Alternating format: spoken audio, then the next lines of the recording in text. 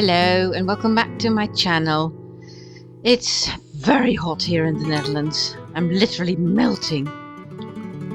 And I'm still working on my shawl, bravely if I may add, because it's so hot. And I don't like the heat at all. I'm only using my fans, which you will see. That's one thing that keeps me going. And the air conditioning we have on in the bedroom.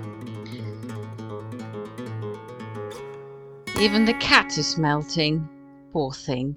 She's a Maine Coon. She has a lot of fur. Help me, Mummy. I can't. I'm sorry. I've settled down next to the fan, which is cooling, and I've just put it on one spot, so I'm good.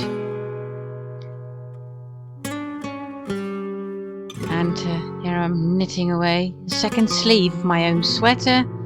I've done the other one already. I am staying right here. I have decided to put in a whip list this time so you can see what I'm working on.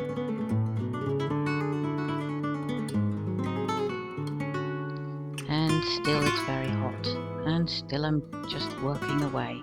I hope you have a very creative week and I'll see you next time.